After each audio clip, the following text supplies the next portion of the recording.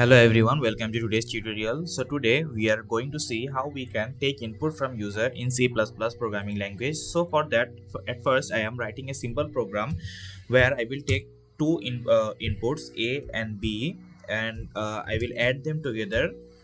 So inside A I will store the value 10, and inside B I am going to store the value 12, and then inside sum the value will be stored A plus B.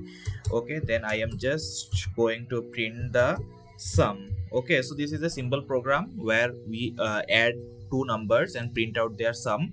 So if we go to their output, we can see here that they have given me as the result 22. Okay, so you always don't want to declare the variables inside the program, right? So suppose you are wanting to take the input randomly. So for that, what you can do, you can use a simple command which is cin. With cin we take input from user. Okay, if I write cin A, the program will ask the user to give the input. Okay, and the input value will be stored inside A. And like that, if I type cin B, so the program will ask the user to give a value which will be stored inside the B. Okay, so let us see what will be the output. Here if I type 10, hit enter, then 12, and if I again hit enter, you can see our result has been printed as 22. So we have learned how we can take input from the user using cin, but there is a little bit of problem when we come to strings. Okay, like we know that in strings we have learned about concatenation. You can see my previous lectures for that. There I have described elaborately about concatenation. So what is the basic concept of concatenation is we concatenate or add two strings together, right? So sometimes we have to take double values. Suppose I want to take value of A, John space John, and value of B, Adam space Adam.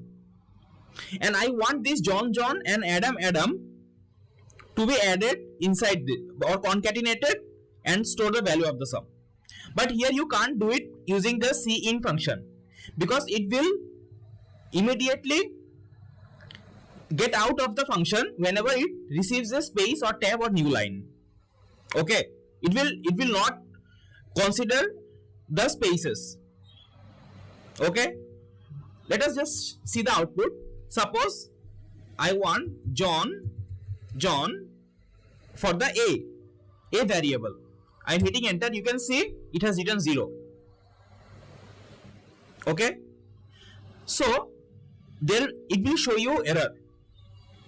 It won't take two different strings and make it a single string. It will stop reading the input at the first white space character. So for ignoring this or for making the solution, we use the getline function. Okay, so what basically the getline is, okay, I have made a mistake here. It will be not integer. That's why the output has been shown as 0. Okay, this should be string because we are taking the string as input, right? Now if we go and see the output, like if I type here John, you can see it considered this one as the input of B, but I want the input of A should be John, and the input of B should be Adam. Okay, I hope you got the concept. So this is the problem of cin function. So for that, for making the solution of this problem, we will use getline function. Okay, so what basically this getline does, this getline is used to read the entire line including the space. Okay, so inside getline you will type cin comma which variable you want to read. I want to read A. Inside A variable I want to store the value, so I will write cin A. Okay, and the next line, again I will just copy this line here. I want to read the second value of B, so I will give getline brackets cin comma B.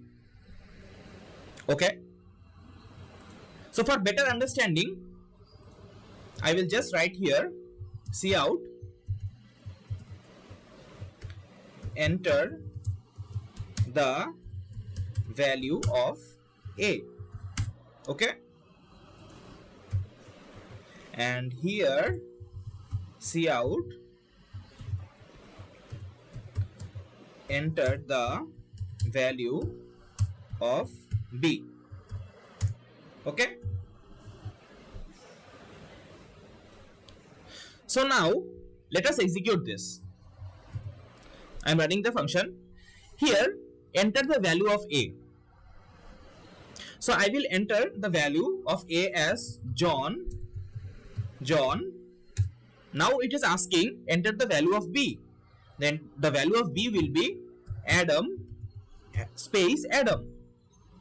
Now if I hit enter, you can see they have concatenated two strings, John and Adam, which you can't do with the cin function. Okay, so that's all about user input. I will be discussing more about functions and comments in C++. So thank you everyone.